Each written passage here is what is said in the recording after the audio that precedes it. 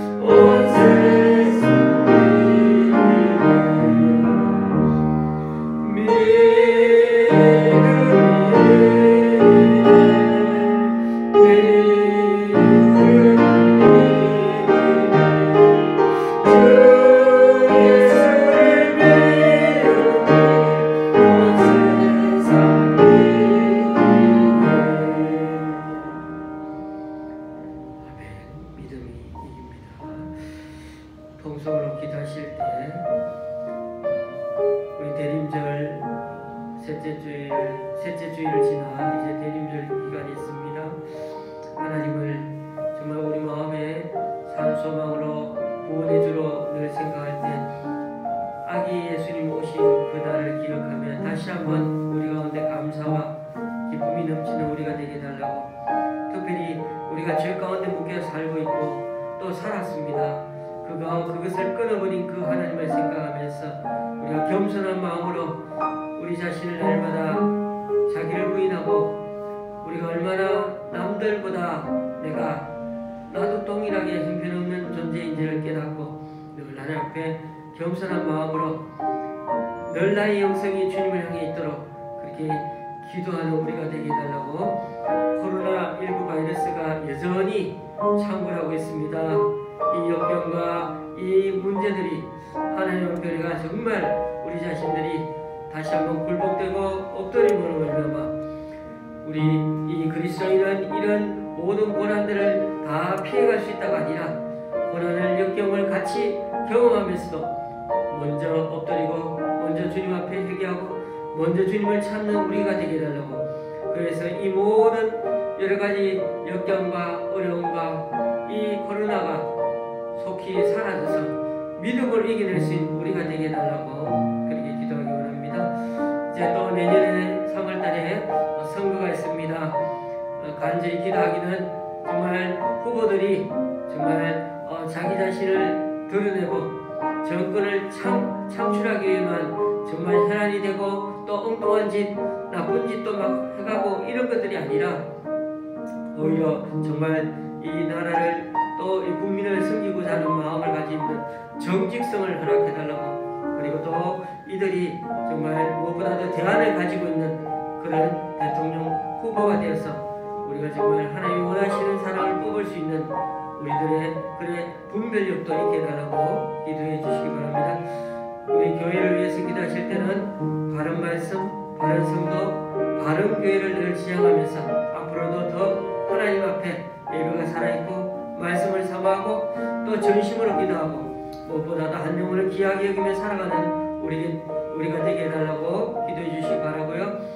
우리 여러 기도 제목들이 매번 기도하는 기도 제목들이 있습니다만은 이번에 홍재인 집사님 어쨌든 한 가지는 이렇게 또 하나님께서 풀어주셔서 잘 계약을 마쳤다고 하는 게 감사를 드리는데, 앞으로 더 믿음으로 신앙생활을 하도록 더 겸손함을 주님 앞에 나아갈 수 있도록 하나님께 감사드리며 나아갈 수 있도록 그렇게 기도해 주시고, 우리 유호건 성도님 한 달 동안 지난달에는 많이 힘들어했습니다.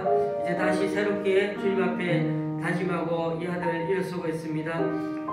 국군의 이 아들이 믿음을 생활할 수 있도록 잘 이겨낼 수 있도록 우리 유호건 성도님 그리고 박성태 성도님 이제 잘 다니고 있지만은 더 건강 차원에서 앞으로 모든 그 자신의 삶 남아있는 생계도 잘 이루어갈 수 있도록 그렇게 기도해 주시고, 우리 여러 성도님들 중에 아프신 분들을 위해서도 한번 기도해 주시고요. 특별히 오늘 예배 말씀 요엘서 1장 말씀을 통해서 주시는 은혜 경험할 수 있도록 다 같이 한번 통성으로 기도하시겠습니다.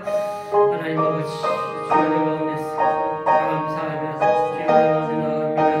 주께서 우리를 붙들어 주시고 이곳에 있게 해주시니 다시 한번 대림절을 기억하며 하나님을 감사하고 하나님께 찬양하며 하나님 아기 예수님 오신 날이 무슨 날인지를 깨닫고 우리 가운데 죄 가운데 있었던 것을 다시 한번 회개하고 다시금 주님께 바라보며 우리의 구원이 참으로 그냥 거두어진 것이 아니라 예수 그리스도의 보혈로 이루어졌음을 깨닫고 더 우리가 겸손히 더 엎드려서 낱낱이 우리의 죄악을 아뢰고 우리를 숨기지 아니하고 더 정직하게 나서는 자가 될 수 있도록 주의 가운데 붙들어 주시고, 그래야 또 하나님 아버지 땅 가운데서 예수 그리스도의 이 땅이 이루신 날을 기억하고 다시 재림하실 그날을 기억하며 우리가 더욱더 하나님 아버지 기대하며 살아가는 제 재림들이 될 수 있도록 붙들어 주시옵소서. 오늘 주님의 사랑과 주님의 위하고 날마다 자기를 부인하며 살아갈 때 그 크신 하나님 은혜가 우리 가운데 늘 있도록 늘 겸손함을 지향하는 우리가 되게 하여 주시옵소서. 코로나19 바이러스를 위해서 기도할 때마다 하나님 오늘도 우리가 주님 앞에 굴복하게 해주시고 이 자의 재앙들이 왜 있는지를 깨닫게 하시고 더 주님 안에 가운데 우리가 주님의 뜻을 깨닫고 주님의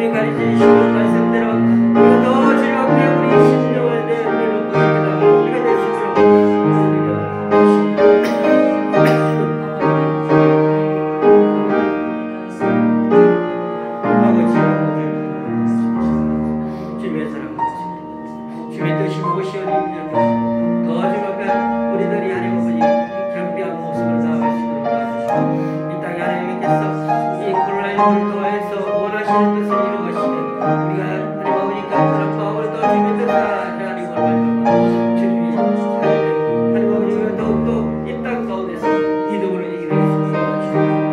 육군한 어려움이 그리스도인은 없다고 생각하지 아니하고 그 가운데서 우리가 더 믿음을 이기게 될 수 있는 자들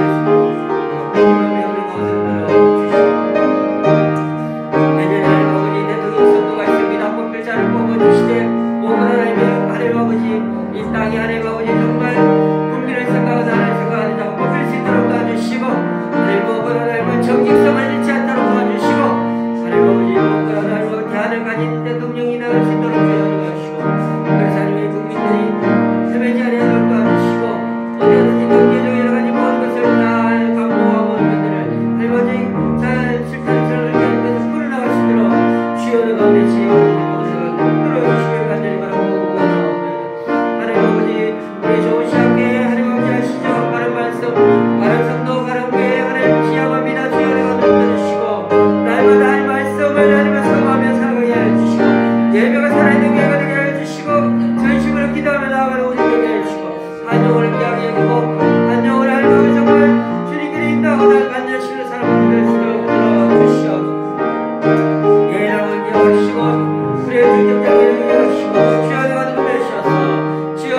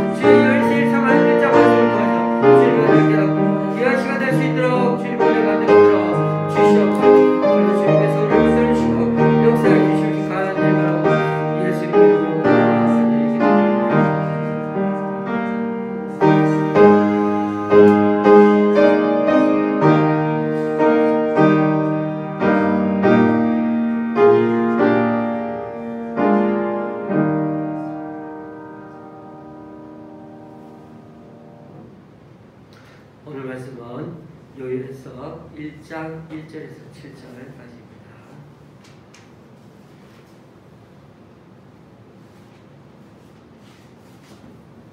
1장 전체를 다 읽어야 하겠지만 7절까지만 읽도록 하겠습니다. 1장 1절에서 7절까지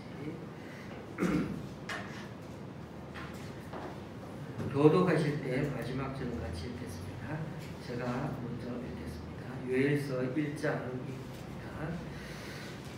부두엘의 아들 요엘에게 임한 여호와의 말씀이라. 늙은 자들아 너희는 이것을 들을지어다. 땅의 모든 주민들아 너희는 귀를 기울일지어다. 너희의 날에나 너희 조상들의 날에 이런 일이 있었느냐. 너희는 이 일을 너희 자녀에게 말하고 너희 자녀는 자기 자녀에게 말하고 그 자녀는 후세에게 말할 것이니라. 밭주기가 나는 것을 메뚜기가 먹고 메뚜기가 나는 것을 너치가 먹고 너치가 나는 것을 홍준이 먹었더라. 취하는 자들아 너희는 깨어 울지어다. 포도주를 마시는 자들아 너희는 울지어다. 이는 단 포도주가 너희 입에서 끊어졌으니 다른 한 민족이 내 땅에 올라왔음이로다. 그들은 강하고 수가 많으며 그 이빨은 사자의 이빨 같고 그 어금니는 암사자의 어금니 같도다. 그들이 내 포도나무를 멸하며 내 무화과 나무를 긁어 빨갛게 벗겨서 버리니 그 모든 가지가 하얗게 되었도다. 아멘.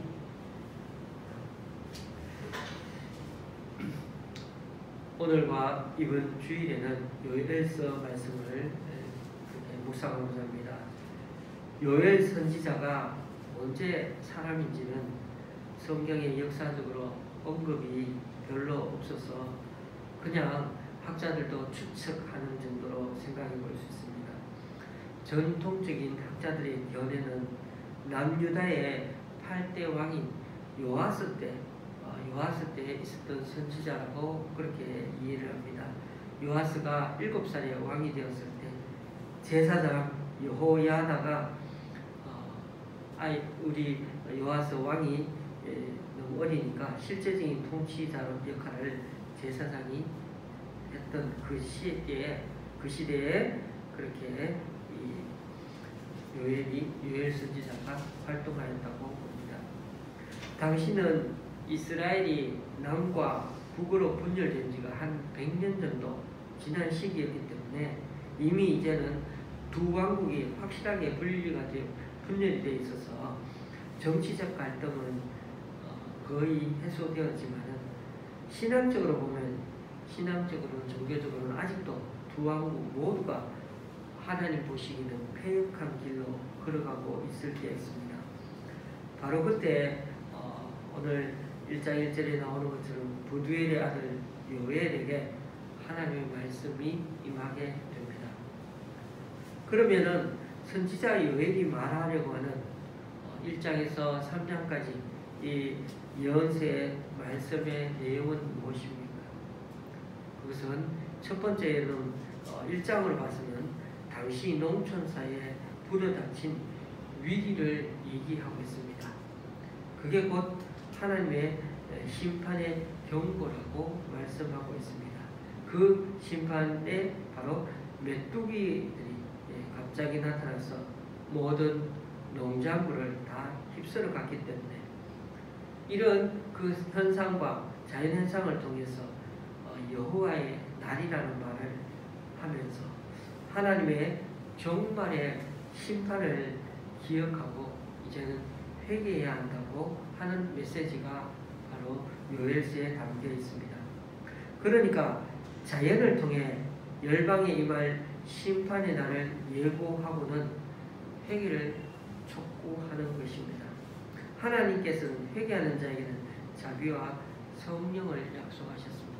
물론 2장에는 또 보면은 또 그리고 오늘 우리가 읽었던 중에는 6절에도 그런 뉘앙스가 나옵니다만은 이 메뚜기의 재앙이 이후에는 바벨론 같은 큰 강한 민족이 결국은 이 땅에 와서 그렇게 그들을 통하여 심판하게 될 거라는 하나님의 이중 메시지가 담겨 있는 것입니다.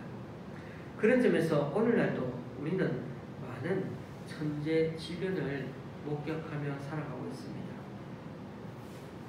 지금 우리는 너무나 많이 세계적으로도 우리가 참 몇 번째 가는 나라인데 급속히 진행된 도시화, 우리나라 90%가 넘는 90몇 %는 도시화율이 되어서 정말 어디에나 가도 살기 좋은 나라가 됐긴 했습니다만 그러나 그 도시화와 또 인구 폭발로 인해서 오히려 안 좋은 일들이 현대인들에게 일어나고 있는데 그중에 또 지구온난화, 걷잡을 수 없는 생태계의 파괴와 오염 그런 것들이 우리 주변에 얼마나 또 많이 찾아왔습니까?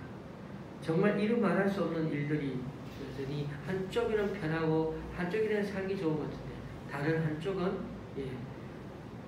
파괴되고 무너지고 또 살기 어려운 그런 조건들로 나타나고 있다는 것입니다. 지금 당장 우리는 코로나19 때문에 어떻습니까? 얼마나 불편하고 힘들게 살아가고 있습니까? 또 벌써 이제 7,000명이 넘어서 정부가 곧 사회적 거리에 강화하는 그런 조치를 취하게 될 거라고. 그러면서 또 서민 계층에 있는 이제 계층에서는 데모를 하겠다고. 이렇게 또 경제적으로 어렵게 만드는데 나와서 또다시 더 어렵게 만든다고. 그렇게 하면서 굉장히 우리가 한쪽에는 편하게 사는 것 같지만 또 한쪽에는 어려운 일들이 같이 일어나고 있는 것입니다. 거기에다가 우리는 어떻습니까? 자연적으로 또 여러 가지 환경의 어려움이 또 있는데 반복되는 것 중에 하나가 돼지 구제역, 그렇죠? 양계장의 조류 독감, 바다의 적조 현상으로 인한 양식장 생물들이 폐사하는 것, 매년 반복되고 있습니다. 이런 게 다 자연이 몸살 앓는 소리요, 신음소리입니다. 그런데 불행하게도 인간은 자연이 이렇게 고통을 호소하는 소리에 만성이 되어가지고 별로 관심을 갖지 않습니다. 그런 점에서 오늘 요엘서 1장은 마치 우리의 무뎌진 청각을 꾸짖어 주듯이 자연에 신음하는 소리, 즉 천재지변에 귀를 기울일 것을 우리에게 말씀하고 있는 것 같습니다. 이처럼 하나님은 때로 자연을 통해서도 우리에게 당신의 뜻을 밝히시기 때문에 우리가 이런 자연재해나 재앙들을 통해서도 늘 귀를 기울이는 자세가 필요한 것입니다. 그런 점에서 오늘 요엘서는 크게 두 가지 메시지입니다. 구약에 많은 예언서가 있죠. 요엘서뿐만 아니라 그 선지서에가 어떤 게 있습니까? 이사야서, 예레미야서, 에스겔, 다니엘, 호세아 등등 많죠. 그렇게가 말라기까지 다 선지서, 예언서 아닙니까? 이 선지서들은 대부분 크게 두 가지 메시지가 꼭 대부분 들어있습니다. 하나님이 심판하실 거라는 것, 그리고 나중에 다시 회복시켜 주신다는 말씀. 이 두 가지가 꼭 들어있습니다. 그래서 우리가 항상 선지서, 예언서를 읽으시면은 심판과 회복이라는 이 두 단어만 생각하셔도 우리가 이 선지서를 이해하는 데 도움이 됩니다. 왜 하나님이 그러면은 심판하겠다고 늘 얘기하십니까? 백성들의 죄 때문이죠. 그런데도 불구하고 왜 나중에는 회복을 약속하십니까? 하나님의 자녀, 하나님의 백성을 사랑하시기 때문이죠. 생각해 보십시오. 하나님의 자녀가 아니라면 이 선지서를, 말씀을 전할 필요가 없는 것이죠. 하나님의 자녀에게 심판하겠다, 징계하겠다고 먼저 말씀하시는 그런 편지, 그런 것을 의향을 보내주시는 게 바로 선지자의 말씀입니다.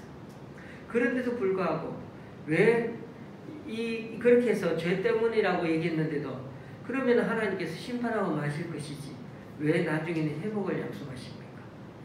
하나님의 자녀 백성이기 때문에 그것 또한 그런 겁니다. 그냥 심판하고 끝내버리면은 되는 것이, 그것이 심판으로가 아니라 하나님은 늘 징계이고 사랑의 매이기 때문이죠. 하나님은 그들을 뜯을 패스라도 다시금 이렇게 세우기를 원하시기 때문인 거죠. 요엘서도 크게 심판과 회복으로 보시면 되는데 바로 이 1장에서 2장 17장까지가 하나님의 심판 부분을 다룬다면 2장 18절부터 3장까지가 회복에 대한 약속입니다. 우리는 그런 관점에서 바로 앞부분인 하나님의 심판에 대해서, 특별히 1장에 대해서 한번 살펴보려고 하는 것입니다. 먼저 우리가 오늘 말씀 중에 2절 말씀을 제가 다시 한번 읽어봅니다. 늙은 자들아, 너희는 이것을 들을지어다. 땅의 모든 주민들아, 너희는 귀를 기울일지어다. 너희의 날에나 너희 조상들의 날에 이런 일이 있었느냐? 이렇게 의문문으로 끝났죠. 묻는 것이 아니고 전에도 없었고 이전에서도 없었고, 예, 아주 강력한 그런 일이 일어났다는 것을 얘기해 주려고 그렇게 의문문을 썼습니다. 요엘 선지자는 먼저 이러한 얘기를 누구에게 얘기합니까? 늙은 자들아, 경험 많은 노인들에게 이야기를 시작합니다. 어느 시대보다도 이런 재앙을 경험한 적이 많이 있어야 되는 사람들인데 한 번도 없는 그 나이 든 사람들에게 이 역사적인 일이 일어난 것을 나중에 후손에게 반드시 전하라고 말하는 것입니다. 어떤 재앙이기에, 얼마나 큰 재앙이기에 이렇게 말하는 걸까요? 그만큼 매우 충격적이고 아주 두려울 정도로 전무후무한 메뚜기 재앙이었다는 것입니다. 4절 말씀을 또 읽어봅니다. 팥중이가 남긴 것을 메뚜기가 먹고, 메뚜기가 남긴 것을 너치가 먹고, 너치가 남긴 것을 황충이 먹었다. 팥중이, 메뚜기, 너치, 황충, 이 모든 것들이 학자들은, 우리는 이렇게 한글로 적었지만은 이게 이제 분명히 여기 있는 것들은 다 이스라엘에 있는 그런 메뚜기 종류들이겠죠. 그래서 이게 어떤 분은 메뚜기 종류라고 하고, 또 어떤 분은 메뚜기가 자랄 때, 점점 자랄 때의 모습을 표현한 거라고도 합니다. 어쨌든 간에 중요한 것은 메뚜기가 엄청나게 많이 들이닥쳐서 먹어치워서 이번 농작물 피해가 어마어마하다는 사실을 표현하기 위해서 강조하고 있다는 것입니다. 그래서 보면 먹었도다 계속해서 여러분 강조하고 있다는 것입니다. 여러분, 이 메뚜기 떼를 얕보면 안 되죠. 우리 손에는 저도 어릴 때는 메뚜기를 잡고 구워 먹기도 하고 그랬는데, 메뚜기가 하루에 자기 몸무게 2배의 곡물을 먹는다고 합니다. 메뚜기가 같이 뜨면은 중동이나 아프리카 이런 데서는 1000마리가 아니고 1000억 마리 정도가 같이 어떻게 신기하게도 같이 날아다니면서 농작물을 한꺼번에 먹어치우니까 끔찍한 거죠. 비록 사는 날은 4달, 넉 달 정도 되는데 그야말로 그 넉 달 동안에 얼마나 알은 많이 깔고 그야말로 또 얼마나 많은 것들을 먹어치운지 초토화가 되는 것입니다. 19절, 20절에 보면 온 땅이 불이 나서 다 타버린 것처럼 그만큼 초토화되어 버린 상태가 된다는 겁니다. 그래서 12절에도 이런 표현이 나옵니다.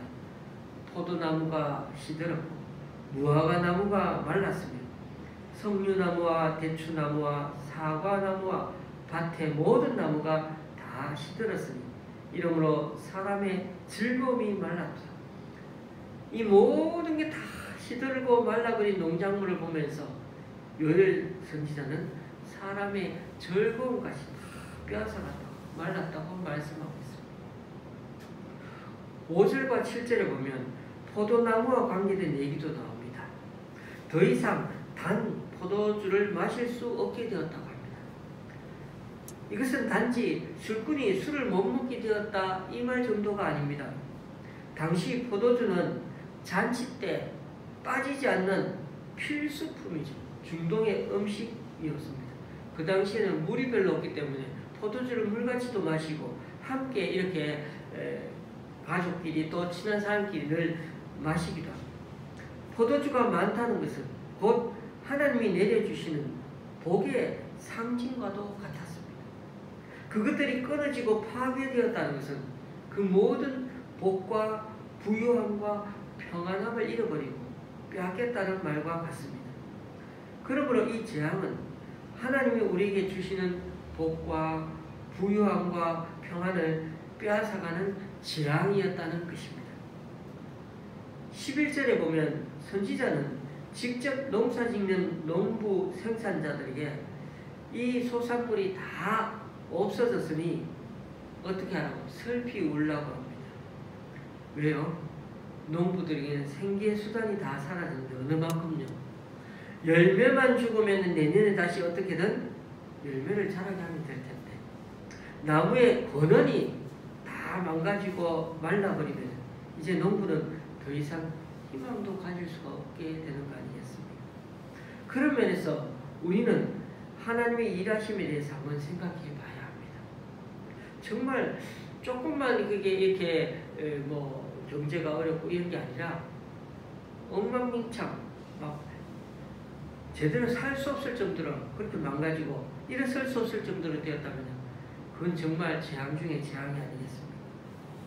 하나님의 재앙이 이번에 내린 이 남유다에 내린 그 재앙이 얼마나 매서운지 이처럼 하나님은 때로는 건설하고 심으시기 전에 먼저 뽑고 파괴하는 일을 하신다는 겁니다. 하나님은 우리에게서 새 일을 행하기 위해서 때로는 우리의 못된 죄악된 실상을 다 뭉개뜨리고 다시금 시작하기 원하십니다. 그렇다면 혹 우리가 이렇게 처참하게 무너지고 망가질 때가 있더라도 그것이 때로는 하나님이 일하시는 순서라고 생각하고 하나님께 끝까지 의뢰할 수 있는 우리가 되었기를 바랍니다. 이 사실을 우리가 깨닫는 자에게는 하나님의 은혜가 복이 있지만 그렇지 못한 자에게는 늘 하나님을 원망하고 계속해서 그렇게 살아갈 수밖에 없는 것이죠. 신방을 다니다 보면 집사님 중에 하나님께 참 연단을 받아가지고 오랫동안 받아가지고 참 겸손해진 분을 만나게 됩니다.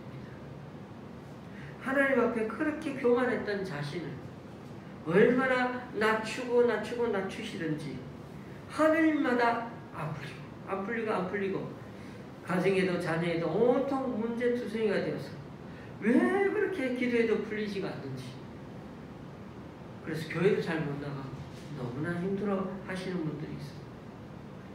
그러나 어느 날 이것이 자신을 다루시는 하나님의 징계에 매이고 또 그것을 깨닫게 하시려는 하나님의 연단의 과정임을 나중에 이제 차츰 알게 된 것은 조금씩 그 집사님의 그분들의 삶의 모습이 또 대응하는 모습이 달라지기 시작했던 것입니다.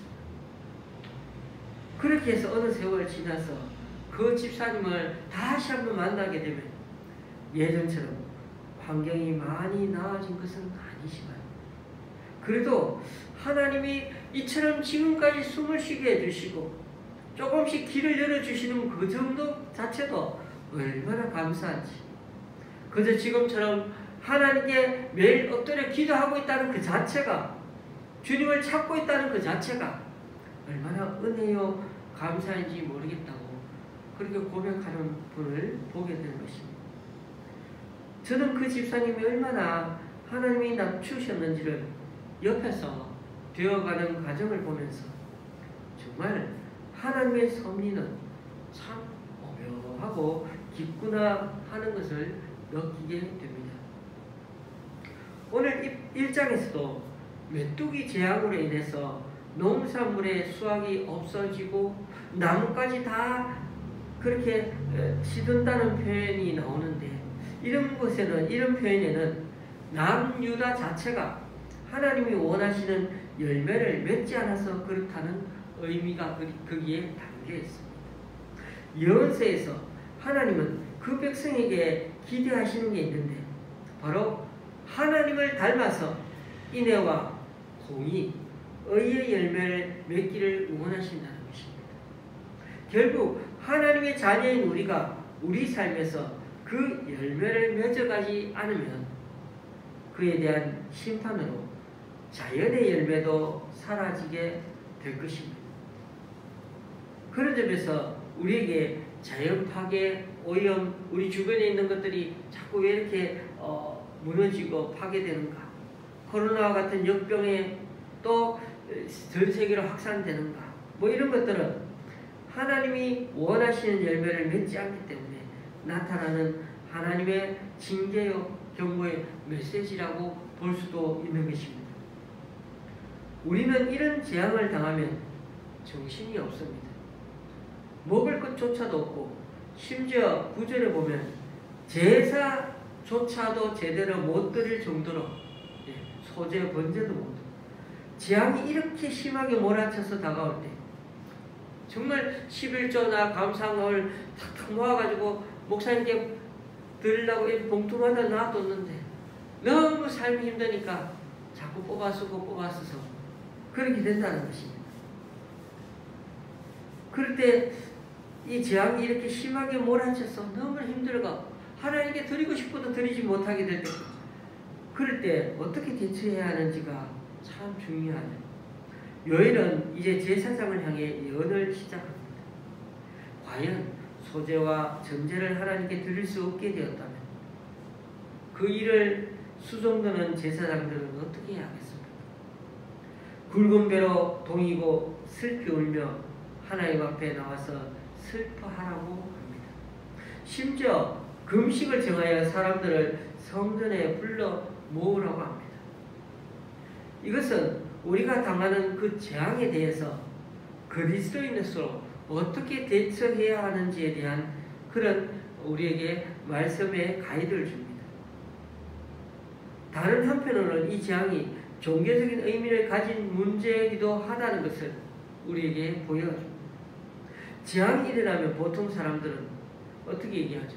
누구의 책임인지를 따집니다. 그러나 하나님을 믿는 우리는 다른 어떤 것보다도 그것이 가지는 영적인 의미를 먼저 따져보아야 한다는 것입니다. 요엘은 15절에서 갑자기 여호와의 날이 가까웠고 그 날이 멸망같이 임할 거라고 이야기합니다. 뭘 보고요? 메뚜기의 이 재앙을 보면서.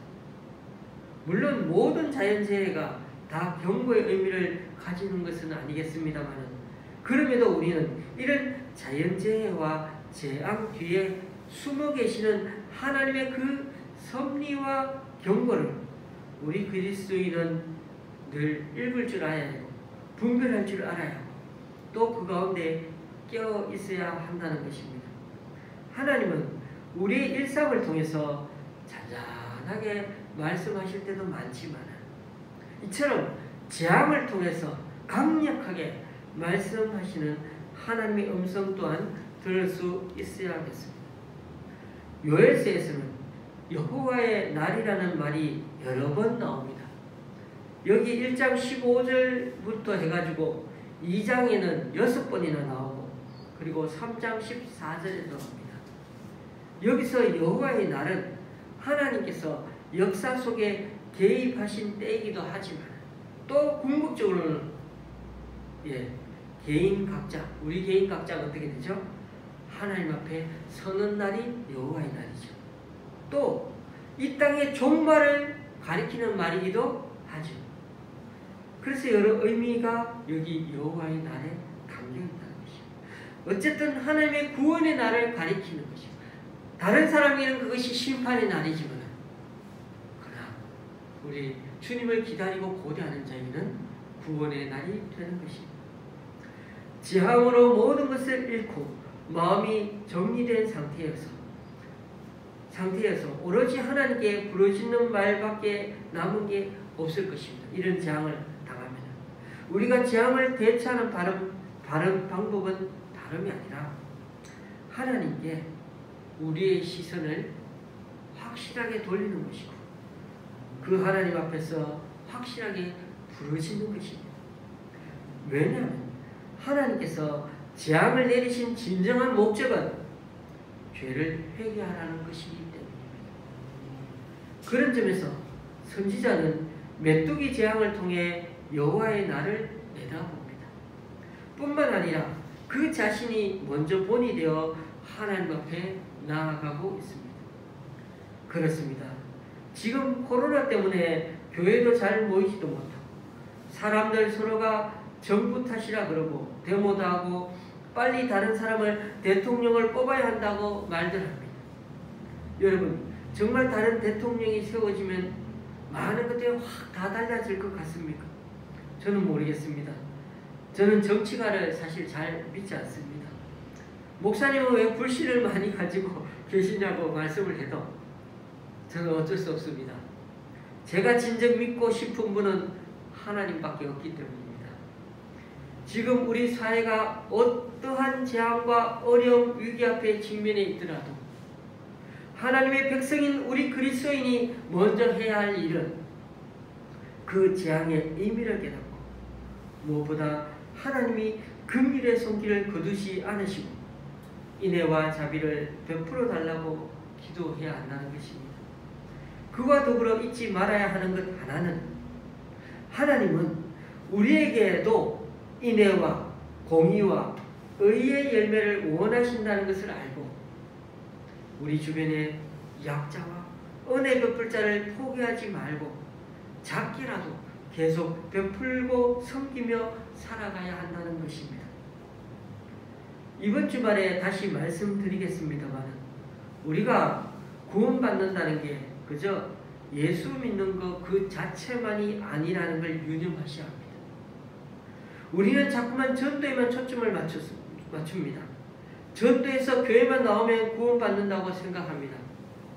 아닙니다. 성경은 전인적인 구원을 늘 말씀합니다.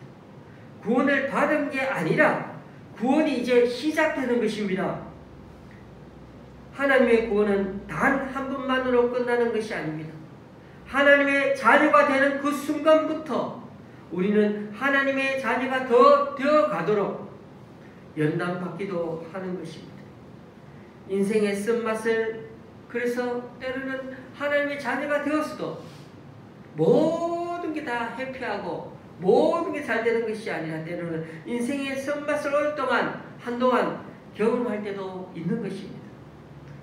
우리들 삶에서 인애, 공의, 의의 열매가 맺을 때까지 주님은 우리를 환경과 여러 상황을 통해 때로는 주변 사람을 통해 우리를 다루어 가시고 훈련해 가시는 것입니다. 그러므로 우리가 진정 구원받는 궁극적인 모습은 하나님이 기뻐하시는 전인적인 하나님 보시기에 사람다운 사람이 되는 데에 있습니다. 말씀을 마칩니다. 우리 하나님은 지금도 온 세상을 다스리시는 창조주 하나님이십니다. 오늘도 이 저녁에 겨울 날씨를 허락하여 주시고 이 추위 속에 우리를 돌봐주고 계시지 않습니까? 그리고 어느 곳에는 따뜻한 날씨를 또 어떤 곳에는 서늘한 날씨를 아주 다양하게 하나님은 이 지구 사람들을 여러 모양으로 축복하고 살아가고 품어주고 계십니다. 우리는 이 대자연의 질서 체계 속에서 오늘도 이렇게 편안하게 숨을 내쉬면서 정말 감사한 마음으로 행복한 마음으로 하루를 살아가고 있는 것입니다. 교우님들, 오늘도 우리 눈에만 보이는 것으로 일희일비하며 살아가지 마십시오. 좀 덜 가질 수도 있고요. 또 속상한 일이 생길 수도 있습니다. 남에게 좀 억울한 일 당할 수도 있고 내가 말 실수해서 남들에게 상처 줄 수도 있습니다. 중요한 것은 그 모든 것을 바라보는 시각이 이 세상 사람들 수준에서 우리 또한 머물지 않기를 바랍니다. 오늘 말씀처럼 영적으로 바라보고 하나님의 시각으로 하늘에서 이 지구를 내려다보는 심정으로 지금의 우리 인생과 우리 주변의 문제들을 바라보며 살아갈 수 있어야겠습니다. 지금 세상은 여전히 재앙이 계속되고 앞으로 궁극적인 심판도 내리게 될 것입니다. 그런 점에서 우리는 하나님의 자녀이니까 그 재앙과 심판에서 그렇게 우리는 이렇게 빠져있다는 생각은 제외되어 있다는 생각은 버려야 되겠습니다. 오히려 우리가 하나님의 백성이기에 자녀에게 우리부터 때로는 하나님께서 셈을 하시고 쇼부를 거시고 또 손을 대기도 하십니다. 왜요? 그것이 우리에게는 심판이 아니고 징계요 하나님의 사랑의 표현이고 사람답게 사람다운 모습으로 바꾸어가는 자리이기 때문입니다. 그러므로 저와 여러분이 늘 주님 앞에 겸손한 마음 잃지 아니하고 나는 그렇게 사는데 남들은 그렇게 살지 못한다고 남 가르쳐 들지 말고 주님께서 죄 많고 허물 많은 우리들 여전히 품어주시는 그 긍휼의 심정으로 우리 또한 이 땅에서 늘 하나님의 사랑으로 사람들을 품으며 사랑하며 주님께 쓰임받으며 살아가는 우리 모두가 될 수 있기를 주님의 이름으로 간절히 축원합니다. 기도하시겠습니다. 하나님께서는 늘 신실하게 수많은 선지자를 보내셔서 그 시대마다 심판과 회복의 메시지를 전해 오셨습니다. 오늘도 교회를 통하여 그 시대의 메뚜기 재앙으로 초토화된 백성들을 향해 하나님의 심판과 회복의 메시지를 듣게 됩니다. 모든 것이 다 파괴되고 무너지지만 삶의 터전까지도 잃어버렸지만 그래도 하나님의 역사가 심판으로 끝나는 것이 아니라 하나님의 자녀에게는 징계요 사랑의 매임을 고백합니다.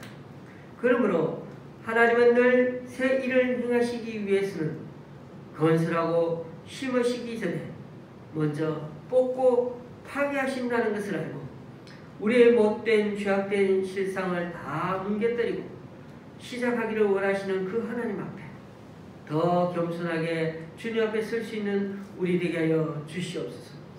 혹 우리가 이렇게 처참하게 무너지고 망가지더라도 그것이 때로는 하나님이 일하시는 순서라고 생각하고 하나님께 끝까지 의뢰하며 살아가는 우리 모두가 되게 하여 주옵소서. 그래야 이 세상에 종말이 오는 여호와의 날이어도 누구에게는 심판의 날이요 누구에게는 구원의 날임을 믿고 더 주님을 의지하며 살아가는 우리 모두가 되게 하여 주옵소서. 예수님의 이름으로 기도드리며 이제 우리 모두 주님께서 가르쳐주신 기도를 한 목소리로 함께 기도하오니 하늘에 계신 우리 아버지여 이름이 거룩히 여김을 받으시오며 나라에 임하옵시며 뜻이 하늘에서 이룬 것 같이 땅에서도 이루어지이다. 오늘날 우리에게 일용할 양식을 주옵시고 우리가 우리에게 죄 지은 자를 사하여 준 것 같이 우리 죄를 사하여 주옵시고 우리를 시험에 들게 하지 마옵시고 다만 악에서 구하옵소서. 대개 나라와 권세와 영광이 아버지께 영원히 있사옵나이다. 아멘.